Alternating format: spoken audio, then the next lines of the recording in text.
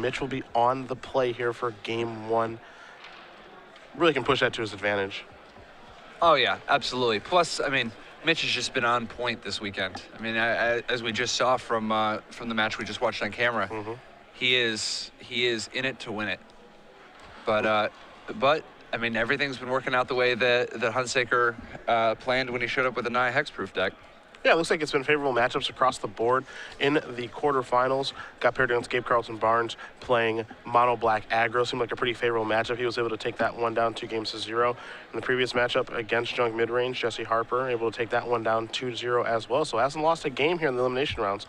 We'll see if Mitch will be the first one to put a blemish on that record. A big part of the advantage to mono blue in this matchup is that part of what you're paying for with the Naya hexproof deck is a bunch of cards that blank your opponent's removal, and mono blue doesn't really have a lot of removal to blank, so you're not really getting, you know, you just end up with some overcosted creatures. You end up with some 2/1s for 2 and some 3/3s for 3. Gross with just an island to start things off. A Hunsaker has a stomping ground. Going to go down to 18. Plays a Glade Cover Scout. 1/1s for 1. And there is a Frostborn Weird, quite the blocker in the way here. There's Temple of Plenty for Hunsaker. Top card's going to go straight to the bottom. We'll see if he has another play. He does not, so we'll just pass the turn back over to Gross. Gross just looking to curve out, get a lot of devotion out there, and capitalize on it. And it looks like Frostborn is going to come into the red zone here. So an attack here for simply 1 is going to put Hunsaker down to 17. This will be a Mutavault. Actually going to be an island, excuse me. And now there's a Thassa before passing the turn back. Yeah, the Thassa means that Mitch is threatening to take a real aggressive stance next turn. You know, he's got a lot of different creatures he can play next turn that that bring his devotion up to 5. Robert still looking to figure out what is the optimal way to assemble a giant monster of some sort. It looks like he may have Madcap skills and Unflinching Courage. So it is this Glade Cover Scout that he is going to be trying to ride. There is your Madcap skills. This will be an attack here for 4. Gross is going to go down to 16. The race is certainly on now. And Gross will scry with the God of the Sea. That card's going to go to the bottom.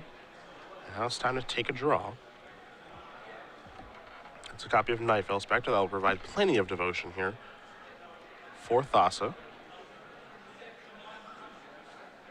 You have to tread a little bit lightly against this deck. Yeah, I mean, Unflinching Courage makes racing very, very, very difficult. There's a Mutavault. There's also a Nykthos hiding out over there. And Gross's hand has the ability to produce a lot of mana, not on this turn, but the next one. Looks like Gross is giving some serious consideration on deploying that Nykthos this turn, and he will. This is 3 mana. That'll allow him to cast a Nightveil Spectre. Of course, activating Nykthos, there's 3 blue, so we can do that while also keeping up a rapid hybridization. Yeah, the nice thing about this play is that Robert will think that the Unflinching Courage is a trump, and when rapid hybridization gets played on Mitch's own Thassa, he'll get a 3/3 for free. Thassa won't die because it's indestructible, and then the 3/3 and the Nightveil Spectre can team up to kill the Glade Cover Scout. So you do see the attack here. Yeah, this is just an excellent play by Mitch. I have to agree. Rapid hybridization on the Thassa will make a 3/3 Frog Lizard, and now it is time to double block. Some life will be gained and some creatures will die, but for Mitch, he accomplished exactly what he wanted to, which is to get that large creature off of the table. I mean, that was absolutely fantastic, and he even has a fair bit of devotion left. You know, that Tidebinder Mage in his hand means that Thassa can continue to attack unimpeded. A bind of Thassa is pretty good too. Oh my God, absolutely. Yeah, I think Mitch is right about to run away with it. He actually has the ability to cast, I think, both spells this turn if he wants to. He's just going to deploy the bind right now. Attack here for 5, 6. No pumps, so we'll just be 6. Take a draw and another one. Rapid hybridization is the last card, so maybe that's why he left that island up. Hunsaker's in some real trouble now. Really well played game here from Gross. Hunsaker's going to tap some mana. That'll be a copy of Witchstalker. Yeah, but it's going to be hell trying to come back here. And in response to that, he's going to cast a rapid hybridization on the Thassa. That's going to be the ability to present a lethal attack right now. Just with how much blue mana he has out there, I believe he can make everything unblockable and probably pump for enough. That'd be 5, 6, 7, 8, 9. especially in combination with Nykthos. Nykthos can generate 5 mana. We'll see if he has exactly enough to get the job done here as he does draw an island. So Nykthos slides over here. That'll be 5 blue. So he's going to make some creatures unblockable. 5, 6, 7, 8. Using mana, that's 9. Yeah, it looks like he does have exactly enough. 11. Yep. Well, everything worked out just fine there for Mitch Gross. Does win game number 1 with Mono Blue Devotion over Robert Hunsaker, playing Naya Hexproof. And we will look at the sideboards here in just a moment, but it is trivia time yet again, and I do have a full year question if you got the rules one more time. Yeah, absolutely. So my good friend Cedric here is going to ask a trivia question. It has only one right answer, although we may be generous in our interpretation of that one right answer. If you tweet at SCG Live, make sure you're following SCG Live to be able to get any prizes if you win. Use hashtag SCG Premium. Let us know the answer to this trivia question. You can win a year of premium, and just on the freezies, it's basically us giving away premium. Take it at our discretion. We want you to have Twitch's. No. And one person who gets the answer right will randomly be selected to get paid.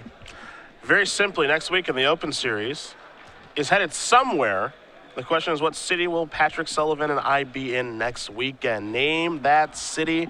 We'll accept any spelling, basically. Any spelling? Basically. How about spell it like I don't know, somewhere between Miami and Moscow. Yeah, that's fine. That's fine. That'll work. What city will we be in on the Open Series next weekend? Hashtag the answer, hashtag SCG Premium. Make sure you're following at SCG Live, and we'll announce the winner at the conclusion of our last match of the Standard Open between Mitch Gross and Robert Hunsaker. Gross up a game here with Mono Blue. As we do head back to the match, we'll take a look at the sideboards here. You know the Skylashers are coming in on Hunsaker's side. There's also 2 Keening Apparitions, a Voice of Resurgence, a Chain of the Rocks, 2 copies of Gift of Orzhova, a Boon Satyr, 2 Johnny's Presence, a Boros Charm, and 2 Mizium Mortars. Anything else you like over there? Anything else besides those 15? Yeah, sure. Yeah, I like the Mizium Mortars. I like the Skylasher, and I actually I don't hate the Keening Apparition, but that might be diluting things too much. The thing is, I don't think you need as many hexproof creatures. You can actually afford to trim some of the random dudes, and just power up your Skylashers, power up your Keening Apparition. But I think you want to have stuff like Chain to the Rocks, Mizium Mortars, Gift of Orzhova, super important. So I actually think we're going to see Robert sideboard a lot of cards, On Gross's side, there's a Claustrophobia, 3 Domestication, a Cyclonic Rift, a Dispel, a Dissolve, 2 Gainsay, 2 Negate, a Biden of Thassa, 2 Jace Memory Adept, and a Mizium Skin. Anything in particular you like there for Mitch? No, I mean, I like the 1 Cyclonic Rift, definitely, because tactically you're going to get into situations where the card's just a total blowout. But other than that, I think it's just a question of if he has cards in his main deck that he wants to trim that aren't as impressive. Like he might not want Rapid Hybridization. The nice thing about Rapid Hybridization is that it's a great answer to Skylasher, which both players have access to their opponent's deck list, so he knows his opponent's going to be Skylashering him. But the problem is that Skylasher will often have the benefit of some sort of an aura, some sort of a pump spell. So Rapid Hybridization is a little bit unreliable in that area. Still, something like Negate might be an option, or it might be that he just wants it on the play. I think the main thing, though, I don't think he gains a lot. I think he might want the Bident just because Bident is, totally reasonable against people that have no removal. But even that's a little bit slow, and what he really needs to do is just not lose to a life-linked big threat. Don't forget, everybody, after this match is over, we will, of course, do our winner's interview with our champion. Take a short little break, replay our elimination rounds, and then all the legacy action you can handle here from Portland. We've got players filing in. We'll see how many rounds we do have. Likely a 9-round tournament this afternoon. Last week we saw Burn get the job done. The week prior we saw Death in Taxes hoist the trophy. It feels like it's time for maybe one of those Delver decks that everybody hates to get back on its winning ways. Yeah, I think this week, we're going to be seeing some Bug, some Stoneblade. Yeah? Yeah. Some long ground out affairs. I know Joe Sneak and Show. Do we know Jerry's playing that? Yeah, big secret. Big secret. I ruined the fun. Okay, I'm also going to ruin something. Joe Lissette's playing Miracles. I'm just ruining everything this weekend. Sorry, That's crazy. man. I'm sorry. I am the fun police. Looks like Mitch is going to take a mulligan down to 6 here. Robert, happy I with told his you, hand. Mitch wants to keep it interesting. Okay. Yeah, I'd go to 6 cards. No, I don't need all 7. It's fine. Mono blue not super wanting to mulligan, but this is not the matchup where it is most punishing by any means. Yeah, I think both decks are perfectly fine taking a mulligan. Or I don't want to say or 2 in this matchup, but mulligan's not that big of a deal. You can probably mulligan pretty aggressively to find some better hands. It is kind of just to curve it out, beat down a fair. Curious to see, there's a pretty healthy legacy scene in Seattle that I used to play in before I did a lot of these shows. And I wonder if those players are going to come down here this weekend. There's a lot of sweet legacy like cash tournaments and tournaments for Lotuses and stuff up there. So I'm hoping some of those guys can come down and do battle. I always love to watch. I like to watch the locals play Legacy, who I used to battle with when I first moved to Seattle. I know Rabbit's gonna be here too. I don't know what he's playing. He's kind of dabbled around in Legacy quite a bit. My guess is he's just playing with like 4 Tabernacle of Pendril Veils, 4 The Abysses. Wait, that's not even legal, is it? Yeah, The Abyss is legal. The Abyss is legal. Yeah, because Moat is legal. Yeah. Yeah, The Abyss that's a nice one. When are we going to bring The Abyss back? Hopefully soon. Cloudman and Raptor going to start things off here for Gross. Man, The Abyss would be so strong in Standard. I prefer The Abyss. Personally. But your mileage may vary. And Bazaar Tower Archer is going to join the party here. Gross has a 2-mana spell. You see the Rapid Hybridization. There's a Tidebinder Mage. Of course, not going to be able to tap down the Hexproof creature. Going to evolve the Raptor. And coming across here for 1 is the Tower Archer. Is just 2-1 with reach. Hunsaker going to quickly play a Sacred Foundry untapped. You have to imagine we're going to see a couple of enchantments now. There is an Ethereal Armor. That'll turn that into a 3-2. And now it's going to get even bigger. +4 attack from the Madcap skills. That's going to make this a 7-power attacker. Definitely. And one that's very difficult to block. Yep. Then having first strike. This is going to be a rough road ahead here for Gross. And this is exactly how Naya Hexproof wants things to go. A racing situation that does favor them, and your answers, well, you don't have any. And blue has very few. Cyclonic Rip seems to be the big card here for Gross in this matchup. If he can find one of his 2 after sideboard. Yeah, I mean, not having access to a null like some of the other blue decks is definitely going to hurt him.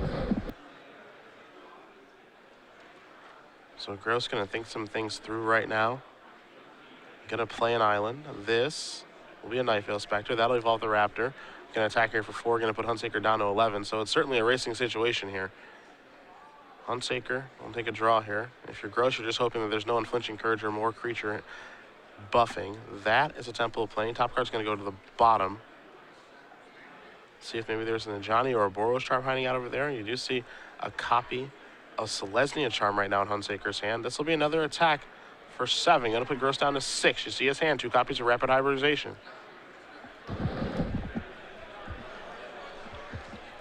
It's not a bad card right now. Not the best, though. Hunsaker showing the speed of this Naya Hexproof deck. Mitch really needs a Master of Waves to produce some extra chump blockers. Yeah, I mean, Master would be pretty good right now. This is going to be 3 mana being tapped. Let's see what Hunsaker's going to go for. It's just going to be a Witch Stalker. Okay. So Gross is going to untap. Master would be one heck of a draw if he can find it. Cyclonic Roof would still be pretty good too. Night Veil Spectre, not all that great right now. And now Gross is going to go into the proverbial tank, try to figure out exactly what he can do.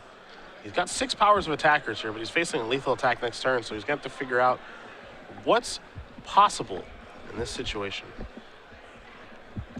I mean, he's really not in that bad of a spot, though, because the Night Veil Spectre and the Cloudfin Raptor are threatening 4 damage. And then if he has another blocker, the Tidebinder Mage and his other blocker can double block the Archer, and then he can Rapid Hybridize one of the 2 chump blockers and counterswing for 7, you know? At least he's got a way to beat the board, assuming he has a creature in his hand. Spectre will take an Ethereal Armor. That one may be rather important. Gross has not played a land yet this turn. You see his hand. He's got a couple islands, a Night Veil Spectre, and 2 copies of Rapid Hybridization. Yeah, I mean, just having having a way to actually present two blockers to hold off that Madcap skills threat with rapid hybridization to actually increase his damage. Spectre gonna come down.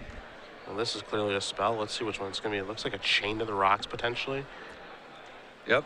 Hunsaker gonna slow down a little bit here. The big card here for Robert is the Celestial Charm in the hand, being able to give trample. See how he wants to use that card, but looks like he's considering casting Chain of the Rocks right now. We did see last game the power of rapid hybridization. I think that Robert may be respecting that right now.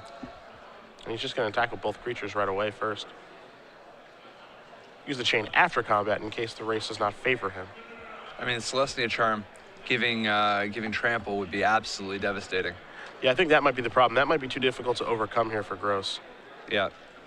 Yeah, I mean, assuming that we end up in the straightforward two creatures blocking Hunsaker's Archer, then the moment that Archer becomes a 9-power trampler, it's going to be all she wrote. There's your double block. You saw Hunsaker separate his lands. He knows exactly what he wants to do.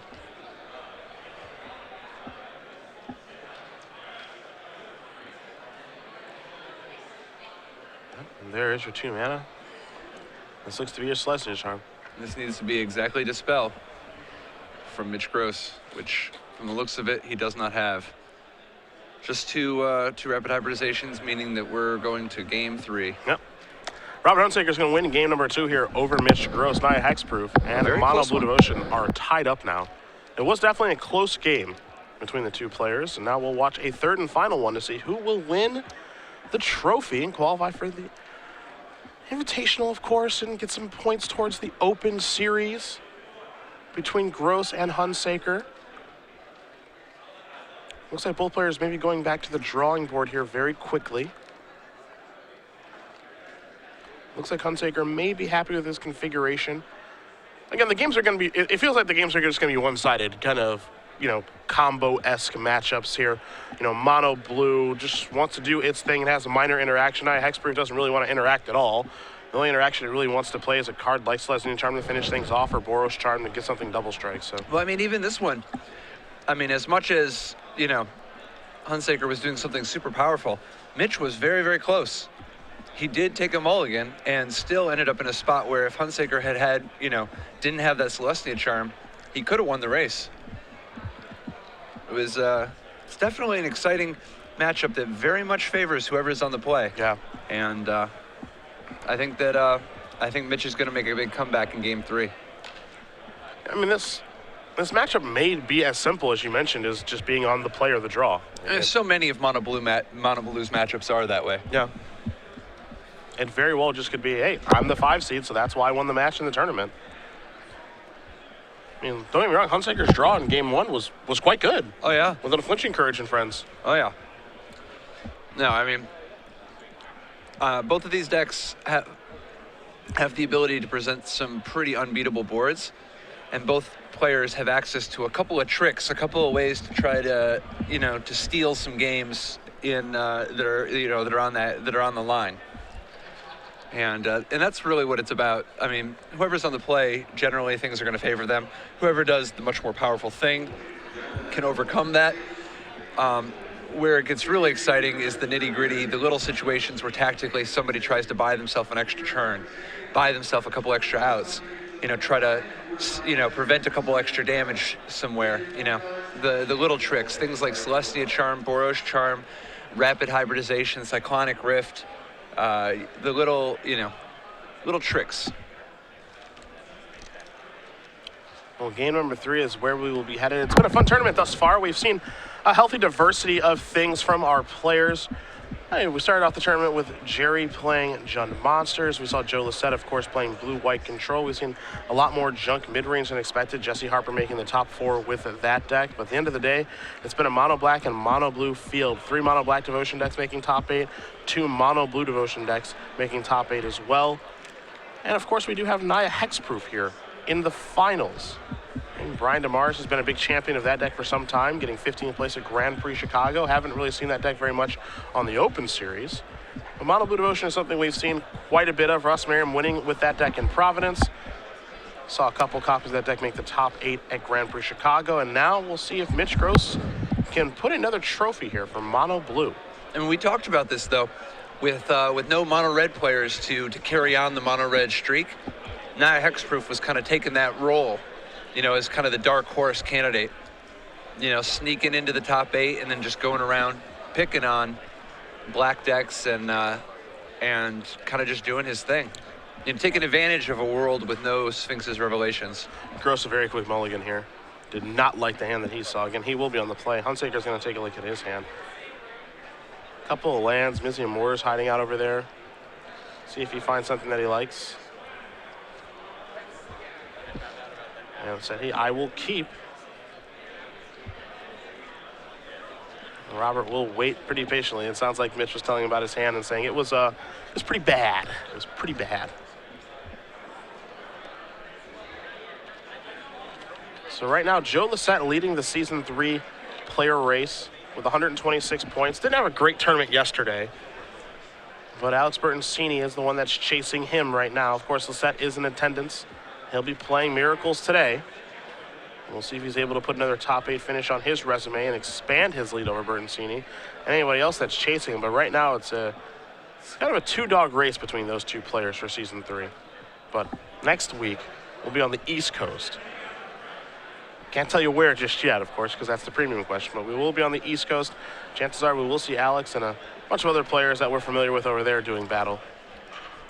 Pro tip, if you don't know the answer, www.google.com has some great resources available. That website's still going? Yeah. Nice. Yeah, good for them. If you're confused about where you can find it, if you go to Bing, you can Bing google.com and be linked directly there. Yeah. Looks like another mulligan here for Mitch. Down to 5 he goes. At one of the worst times to do so. Now he has to hope that, 1, his hand is actually relatively good, and 2, hope that Hunsaker's isn't too great, even though Rob didn't take a lot of time before deciding to keep 7. He was pretty happy with this configuration.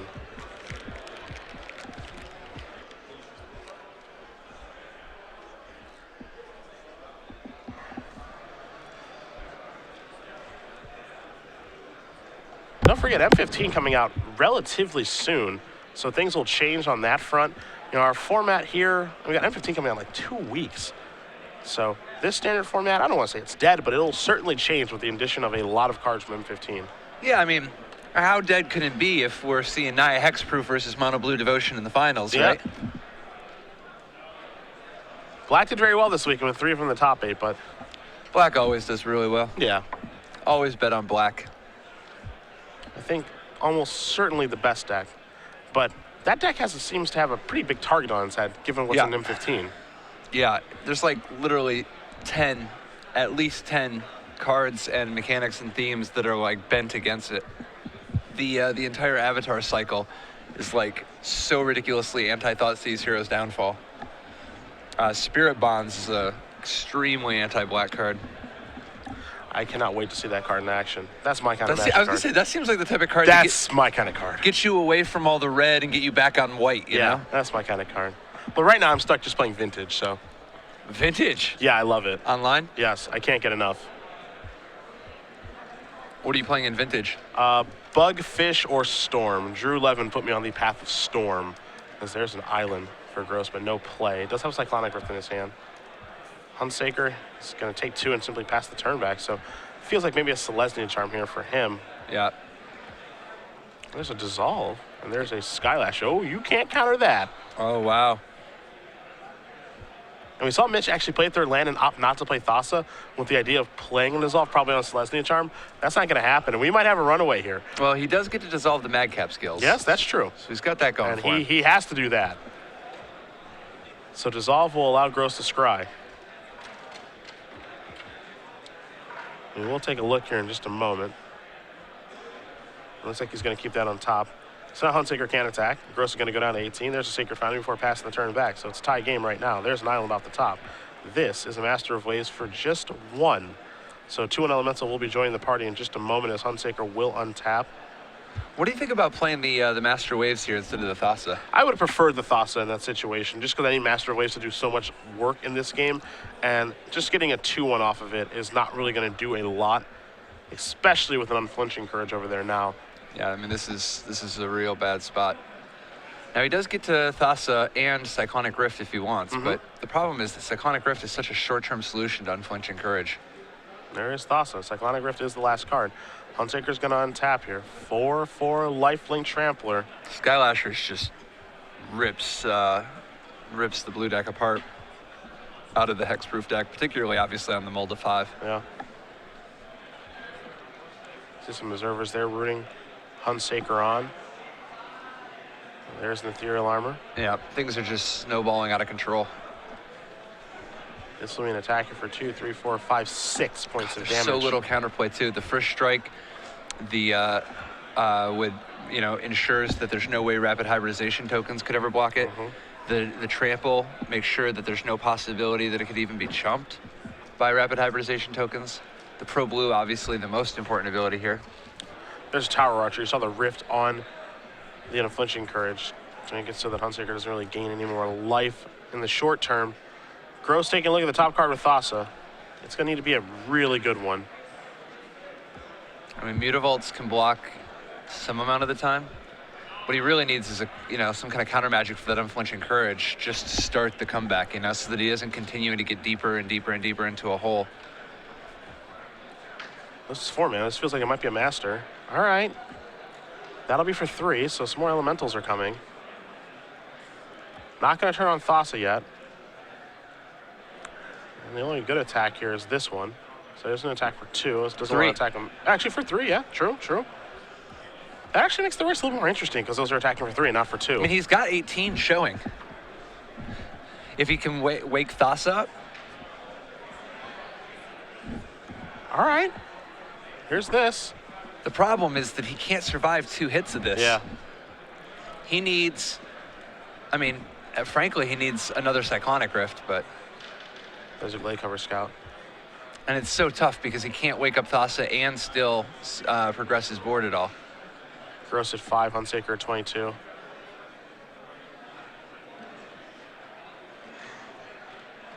Biden would be kind of funny. Because you can draw a land and a Cyclonic Rift, but I don't think that's where you really want to be. You get so many looks, though.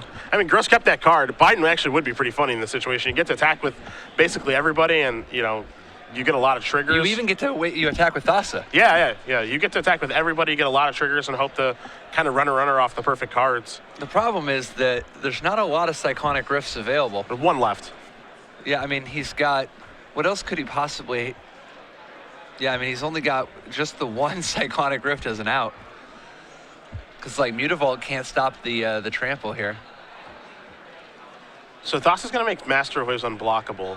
So this is going to be an attack for 3, 6, 9, 10, 11 points of damage. We'll see if there will be any blocking, and there won't be. And there's a Mutavault to do some blocking. This is a gift for Zova, and that is going to be extension of the hand. Robert Hunsaker is going to win this match, and he is your Star City Games Standard Open champion with Naya Hexproof here in Portland. Congratulations to him. Yeah, well done.